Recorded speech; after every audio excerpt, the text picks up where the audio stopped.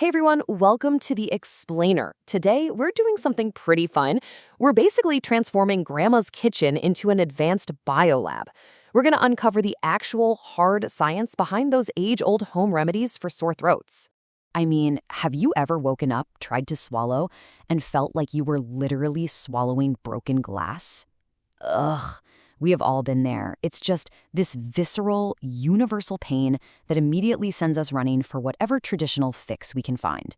But instead of just blindly sipping tea and hoping for the best, we are going to look at the exact biological mechanisms that make these remedies actually work. Here is our quick 6-step blueprint for today. 1. The culprits behind sore throats. 2. The science of saltwater. 3. Honey's secret antibacterial power. 4. Ginger and herbal healing. 5. Environment and healing habits. And 6. Exactly when to see a doctor. All right, Section 1, the culprits behind sore throats. To defeat the enemy, we first have to identify it. So, what's actually attacking your throat? Well, medical literature groups these culprits into two main camps. On one side, we've got infectious agents. Think of your nasty bugs like RSV, common cold viruses, and bacteria. On the other side, environmental and internal factors. This could be harsh, dry air, pollution, or, surprisingly enough, acid reflux, where stomach acid shoots up and literally burns the delicate lining of your throat. Knowing this battlefield is step 1 to picking the right weapon. Moving on to Section 2, the science of saltwater. We're looking at the osmotic vacuum, which is honestly the most common instinctual remedy out there. The biology behind a simple saltwater gargle is just fascinating. It isn't just about cleaning your throat. It triggers a physical force called osmosis. See, when your throat is inflamed, the tissues are swollen with all this excess fluid. By introducing a high concentration of salt, you create osmotic pressure. It literally acts like a cellular vacuum, sucking that excess fluid right out of those swollen throat cells. The swelling goes down, and just like that, the pain goes down with it.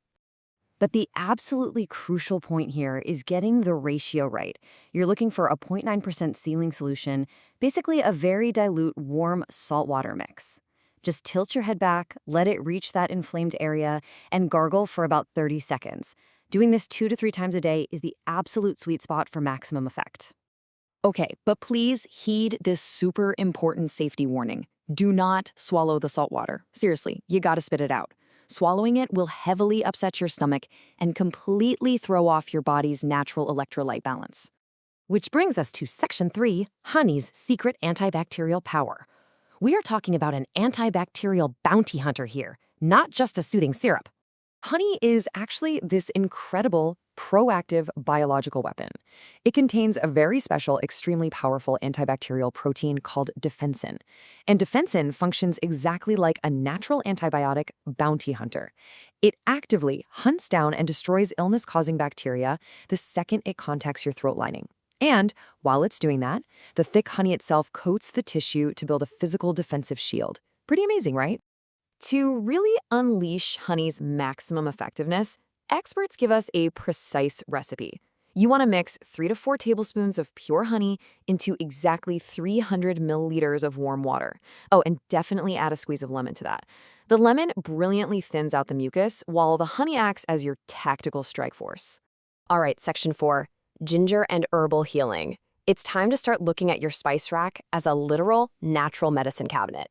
Because your spice rack holds the sheer power of phytochemicals. Take ginger, for example. It contains active compounds called gingerol and chagal, which block inflammation and inhibit viruses, just as effectively as standard pharmacy painkillers. But it's not just ginger. Garlic unleashes allicin, which is a powerful natural antibiotic. Mint uses menthol to stop those terrible cough spasms. And chives? They deploy saponin, which acts like tiny chemical scissors to cut right through and break down thick mucus. But hey, execution matters here. To actually get those incredible compounds out of the ginger, you've got to follow a precise extraction protocol. First, use fresh ginger, slice it up, and boil it for exactly 10 minutes. That specific time frame is absolutely required to release the maximum amount of antioxidants into the water.